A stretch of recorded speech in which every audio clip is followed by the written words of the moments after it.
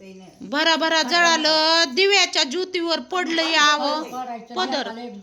मला मिठी मारली ना, पाणी बी नव्हतं, फरफर लुगडं फेडलं आणि माझ्या बी साडीला आग लावली. मला मिठी मारली, तिकडून दिव्याच्या ज्योतीवर लुगडं पडलं त्यांचं आणि दूध घ्यायला गेल्या होत्या. हो, आणि मग त्यांचं लुगडं मी सोडून टाकलं. किती ह्याव का माझी साडी बी जळाली आहे. ह्याव का इतकी साडीला आग लागली माझ्या. ही साडी जळाली आणि ह्याव का हे लुगडं तर किती जळालं या. ह्या बघा हे लुगडं धरा न, बघा ना ह्या बघा. ह्याव का किती लई खैर झाली. आग लागल्यावर ऐकणत सुद्धा नाही. ह्याव का हे किती फाटलंय आणि किती जळालंय. कसलं जळालंय नुसतं. आणि धूर बी तितकाच जाळ बी तितकाच लागला. नुसतं सुधरा नाही, शांत बसतच नाही. तर काय करावं. हे एवढ्या लुगड्यातून वाचल्या असत्या का फिडून जर नसतं म्या टाकलं तर सांगा तुम्ही. आणि वरून कंबरपट्टा लावलेला, पुन्हा नंतर ती गाठ निघाना.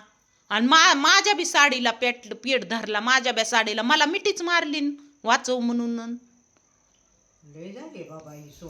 कसं करावा बघा ना. ह्या काय विलाज करावा आणि काय नाही. शांतता बी घेतच नाही तर काही काम नाही धाम नाही, आरामात बसायचंय. हो हो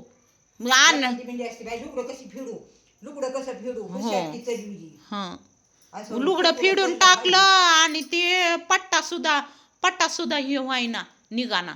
फरफराच फेडून टाकलं. माझं बी पेटलं लुगडं साडी आणि माझं तर अंगाला चिटकू बसायला.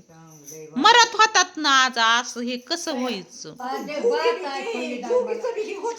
हो हे का ना कसलं मला तर इळभर करमलं नाही बाई. देवाची पांडुरंगाची कृपा. हो आणि हे काय करून नुसतं ते बसले की असं डोक्याला हात लावून. आणि त्या नातूला बी काही कळाना. आणि मग पुन्हा माझा पेट महागून धरला आणि पुढून बी पेटले मी. तेव्हा मग पोरानं बकेट भरून टाकली आणि मी दोघीचे लुगडे काढून टाकले आणि फेकले. आवून वाचले. हो पाणी होतं जवळ. हे काय हे माझं आधी जुलन पुन्हा चेतलं की ही काय साडी जळाली ना. ही साडी बघा ना. ह्या बघा ही साडी. ह्या का ही साडी सुद्धा अंगाला चिटकली माझ्या जळून. काय सांगा मिठीच मारली. इकडं आले ते इतकं पेटलं त्याच्या लेखानं पाणी ओतलं इथं. त्यांना बी काय कळाना. त्या ओमनं पाणी ओतलं नातानं. लेकानं बी नाही त्या ओमनं पाणी ओतलं. कसलं झाला होता सांगा बरं.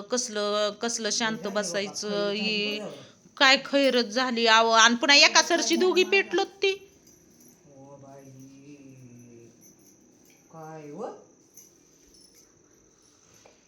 असं करीत जाऊ नका आत्या. असं कसं होईल तुमचं कसं नाही बाबा. चाकरी करावी असं